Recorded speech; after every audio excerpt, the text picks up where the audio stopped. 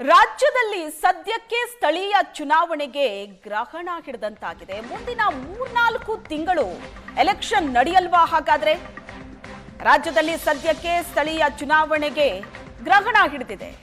ಮುಂದಿನ 3-4 ತಿಂಗಳು ಎಲೆಕ್ಷನ್ ನಡೆಯಲ್ವಾ? ಮತದಾರರ ಪಟ್ಟಿ ಪರಿಷ್ಕರಣೆ ಆಗ್ತಾ ಇದ್ದು ಚುನಾವಣೆ ವಿಳಂಬಕ್ಕೆ ಕಾರಣವಾಗಿದೆ. ಇಡೀ ರಾಜ್ಯದಲ್ಲಿ ಮತದಾರರ ಪಟ್ಟಿ ಪರಿಷ್ಕರಣೆ ಆಗ್ತಾ ಇದೆ. ಈ ತಿಂಗಳ ಕೊನೆಯಲ್ಲಿ ಇದಕ್ಕೆ ಚಾಲನೆ ನೀಡೋ ಸಾಧ್ಯತೆ ಇದೆ. ಪಟ್ಟಿ ಪರಿಷ್ಕರಣೆ ವೇಳೆ ಸರ್ಕಾರಕ್ಕೆ ಆಯೋಗ ನಿರ್ದೇಶನವನ್ನ ಕೊಟ್ಟಿದೆ. ಮತದಾರರ ಪಟ್ಟಿ ಪರಿಷ್ಕರಣೆಯ ವೇಳೆ ಚುನಾವಣೆ ನಡೆಯೋಲ್ಲ. 90 ದಿನಗಳ ಕಾಲ ಮತದಾರರ ಪಟ್ಟಿ ಪರಿಷ್ಕರಣೆ ನಡೆಯುತ್ತೆ. 90 ದಿನಗಳ ಕಾಲ. ಹಾಗಾಗಿ ಮುಂದಿನ ವರ್ಷವೇ ಸ್ಥಳೀಯ ಚುನಾವಣೆ ನಡೆಯೋ ಸಾಧ್ಯತೆ ಇದೆ.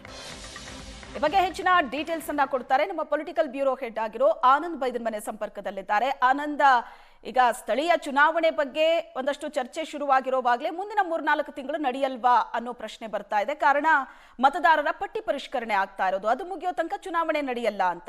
ಸೊ ಈಗ ಮತದಾರರ ಪಟ್ಟಿ ಪರಿಷ್ಕರಣೆ ಮುಗಿಯೋದಕ್ಕೆ 90 ದಿನ ಬೇಕು. ಅಲ್ಲಿಗೆ ಮುಂದಿನ ವರ್ಷನೇನಾ ಚುನಾವಣೆ? ಎಸ್, ಖಂಡಿತವಾಗ್ಲೂ ಕೂಡ ಕೇಂದ್ರ ಚುನಾವಣಾ ಆಯೋಗದ ನಿರ್ದೇಶನದಂತೆ ದೇಶಾದ್ಯಂತ ಮತದಾರರ ಪಟ್ಟಿಯ ವಿಶೇಷ ಸಮಗ್ರ ಪರಿಷ್ಕರಣೆ ಆಗ್ತಾ ಇದೆ. ನಮ್ಮ ರಾಜ್ಯದಲ್ಲೂ ಕೂಡ ಮತದಾರರ ಪಟ್ಟಿಯ ವಿಶೇಷ ಪರಿಷ್ಕರಣೆ ನಡೀತಾ ಇರುವಂತಹ ಹಿನ್ನೆಲೆಯಲ್ಲಿ ಈ ತಿಂಗಳಾಂತ್ಯದಲ್ಲಿ ಅಧಿಕೃತವಾಗಿರುವಂತಹ ಅಧಿಸೂಚನೆ ಪ್ರಕಟಗೊಳ್ಳುತ್ತೆ. ಅಧಿಸೂಚನೆ ಪ್ರಕಟಗೊಂಡು ಅದಕ್ಕೆ ನಿಗದಿತವಾಗಿರುವಂತಹ ಟೈಮ್ ಬಾಂಡ್ ಅನ್ನು ಹಾಕಲಾಗುತ್ತೆ. ಕನಿಷ್ಠ 90 ದಿನಗಳ ಕಾಲ ಈ ಒಂದು ಪ್ರಕ್ರಿಯೆಗಳು ಕರ್ನಾಟಕದಲ್ಲಿ ನಡೀತದೆ. ಆದ್ರೆ ಈ ಸಂದರ್ಭದಲ್ಲಿ ಚುನಾವಣೆ ಮಾಡ್ಲಿಕ್ಕೆ ಅವಕಾಶ ಇಲ್ಲ ಅಂತಕ್ಕಂಥದ್ದನ್ನ ಬಹಳ ಸ್ಪಷ್ಟವಾಗಿ ಕೇಂದ್ರ ಚುನಾವಣಾ ಆಯೋಗ ಬಹಳ ಸ್ಪಷ್ಟವಾಗಿ ಹೇಳಿದೆ.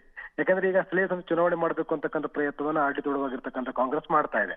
ಅದಕ್ಕೆ ಬೇಕಾದ ತಯಾರಿಗಳು ಮುಂದುವರಿಸಿದೆ. ಆದರೆ ಈ ವಿಶೇಷ ಪರಿಷ್ಕರಣೆಯ ಸಂದರ್ಭದಲ್ಲಿ ಚುನಾವಣೆ ಮಾಡುವಂತಿಲ್ಲ, ಅಧಿಕಾರಿಗಳು ವರ್ಗಾವಣೆ ಮಾಡುವಂತಿಲ್ಲ, ಈ ರೀತಿಯಾಗಿರ್ತಕ್ಕಂಥ ನಿರ್ದೇಶನಗಳನ್ನ ಆಯೋಗ ನೀಡುತ್ತೆ. ಈ ಆಯೋಗ ಕೊಟ್ಟಿರ್ತಕ್ಕಂಥ ಆದೇಶವನ್ನು ಪಾಲನೆ ಮಾಡಿದ್ದೆ ಆದ್ರೆ ನಿಶ್ಚಯವಾಗಿ ಕೂಡ ಚುನಾವಣೆ ಆಗ್ಲಿಕ್ಕೆ ಸಾಧ್ಯವೇ ಇಲ್ಲ. ಆದ್ರೆ ಒಂದು ಅವಕಾಶ ಇತ್ತು. ಕೇರಳದ ಮಾದರಿಯಲ್ಲಿ, ಅಂದ್ರೆ ಪಕ್ಕದ ಕೇರಳ ರಾಜ್ಯದಲ್ಲಿ 2 ಮತದಾರರ ಪಟ್ಟಿಯನ್ನು ಹೊಂದಿರತಕ್ಕಂತ ಅವಕಾಶ ಇದೆ. ಯಾಕಂದ್ರೆ ಕೇರಳ ರಾಜ್ಯ 2 ಮತದಾರರ ಪಟ್ಟಿಯನ್ನು ಹೊಂದಿದೆ. ಒಂದು ಕೇಂದ್ರ ಚುನಾವಣಾ ಆಯೋಗದ ಪಟ್ಟಿ, ಇನ್ನೊಂದು ರಾಜ್ಯ ಚುನಾವಣಾ ಆಯೋಗದ ಪಟ್ಟಿ. ಹಾಗಾಗಿ ಕರ್ನಾಟಕದಲ್ಲಿ ಆ ರೀತಿಯಾದ ವ್ಯವಸ್ಥೆಗಳಿಲ್ಲ. ಕೇವಲ ಒಂದೇ ಮತದಾರರ ಪಟ್ಟಿ ಇರತಕ್ಕಂಥದ್ದು. ಹೀಗಾಗಿ ಕೇಂದ್ರ ಚುನಾವಣಾ ಆಯೋಗ ಕೊಟ್ಟಿರ್ತಕ್ಕಂಥ ಪಟ್ಟಿಯ ಪ್ರಕಾರವೇ ಚುನಾವಣೆಯನ್ನು ಮಾಡಬೇಕು. ಈ ಒಂದೊಂದೇನಾದ್ರೂ ಕೂಡ ಆಯೋಗ ಕೇಂದ್ರ ಚುನಾವಣಾ ಆಯೋಗ ಕೊಟ್ಟಿರ್ತಕ್ಕಂಥ ನಿರ್ದೇಶನವನ್ನ ವೈಲೇಟ್ ಮಾಡಿ ಅದನ್ನ ಧಿಕ್ಕರಿಸಿ ಚುನಾವಣೆ ಮಾಡ್ಲಿಕ್ಕೆ ರಾಜ್ಯ ಚುನಾವಣಾ ಆಯೋಗ ಮುಂದಾಗಬೇಕಾದ್ರೆ ಕರ್ನಾಟಕ ರಾಜ್ಯ ಸರ್ಕಾರ ಕೆಲವೊಂದಷ್ಟು ತಿದ್ದುಪಡಿಗಳನ್ನು ತರಬೇಕಾಗತ್ತೆ. ಆ ತಿದ್ದುಪಡಿ ತರುವಂತ ಮನಸ್ಥಿತಿ ರಾಜ್ಯ ಸರ್ಕಾರ ಇದೆಯಾ? ಸಹಜವಾಗಿ ಅನುಮಾನ ಮೂಡ್ತಾ ಇದೆ. ಹಾಗಾಗಿ ಈ ವರ್ಷ ಚುನಾವಣೆ ಆಗ್ತಕ್ಕಂಥ ಸಾಧ್ಯತೆಗಳು ತೀರಾ ಕಡಿಮೆ. ಡಿಸೆಂಬರ್ ಹೊತ್ತಿಗೆ ಪರಿಷ್ಕರಣೆ ಪ್ರಕ್ರಿಯೆಗಳು ಪೂರ್ಣಗೊಳ್ಳುತ್ತೆ. ನಂತರದಲ್ಲಿ ಅಧಿಕೃತವಾಗಿರ್ತಕ್ಕಂಥ ಒಂದು ಮತದಾರ ಪಟ್ಟಿಯನ್ನು ಕರಡನ್ನ ಪ್ರಕಟ ಮಾಡಲಾಗುತ್ತೆ.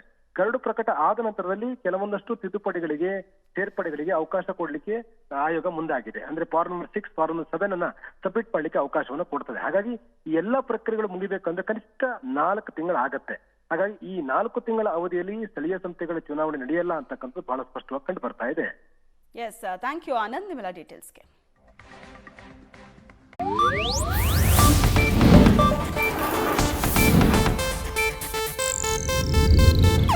ಇದು ಏಷ್ಯಾನೆಟ್ ನ್ಯೂಸ್ ನೆಟ್ವರ್ಕ್ ಪ್ರಸ್ತುತಿ.